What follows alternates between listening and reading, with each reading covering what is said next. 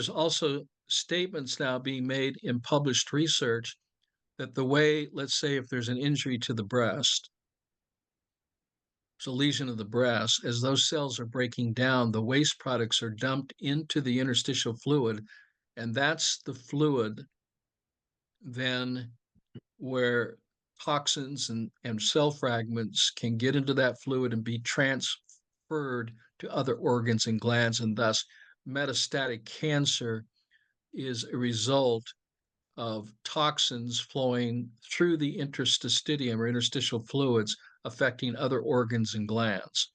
And this is something I've been talking about for over 3 decades. So it has now been validated and confirmed that metastatic cancer is a result, let's say, of a specific localized injury. I call them parking places, where the body literally, if it can't remove its own waste product, parks these poisons into a woman's breast. That's why breast cancer is the number one cause of injury and death for women, is breast cancer. Why? It's a fatty tissue. Body pushes that out. We have what is known as inflammatory ductal cell carcinomas, or inflammatory ductal cell. These vessels become profusely loaded with these poisons, toxins, from cell fragments to metabolic waste, and it gets parked there. And this is what causes injury to the breast.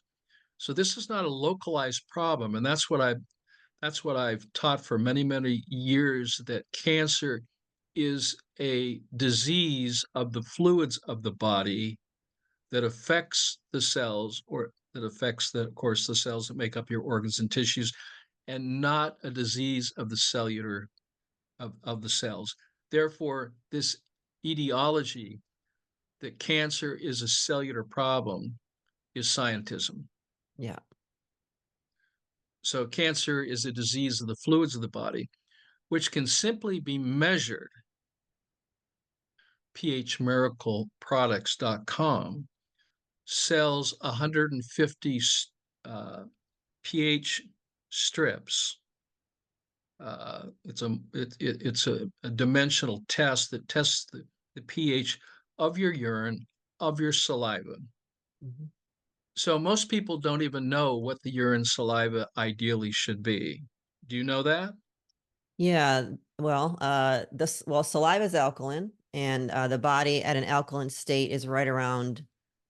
Well, the blood is 7.35 to 7.45, and the saliva should be right around 7, and the What are the urine interstitial varies. fluids? These reagents, that's why they get different colors here, the reagents. And I'm not going to do a live demonstration for urine, but it's a,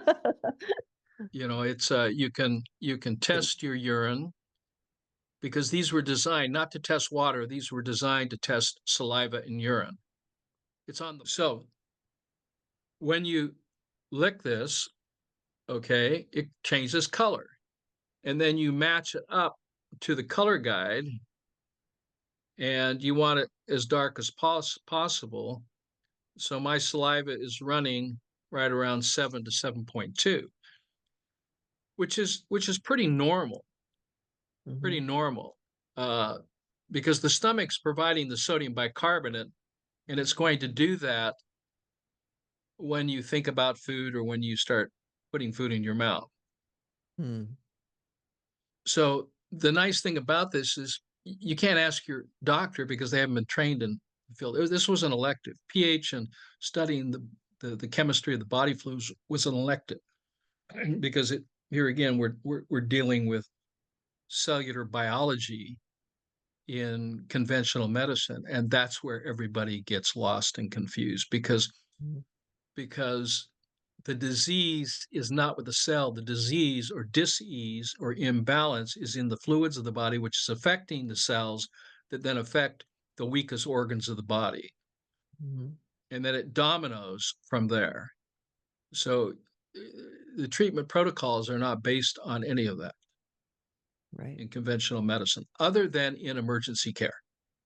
Right. and then they are. All of a sudden, if you're going to lose your life, they're Mhm. going to save it by simply using baking soda and water, Yeah. distilled water. And Mm. when I say baking soda, I say that loosely. Yeah. It's sodium bicarbonate and Sure. potassium bicarbonate. Mm. So these are the things I teach. Uh, we did a sampling test study of over 380 cancer patients, stage one, stage two, stage three, stage four, with a 96% reversal rate. Mhm. Okay. In terminal cancers, there was over 80 terminal cancers with less than a year to live, 100% success in extending the quality of life 2.5 years beyond their prognosis. Okay. So if someone was given 2 weeks or 6 months or a year, they lived 3 to 4 years. And in some cases, 81% of them went into remission. 81% terminal cancer. Yeah. Now that's a huge problem when the current protocol and model is not based upon an inexpensive treatment, Right. but involves other modalities. So this was the wall. This is where I hit the wall uh, of resistance. No, quote, there will be no cure for cancer, Right. close quote. Right.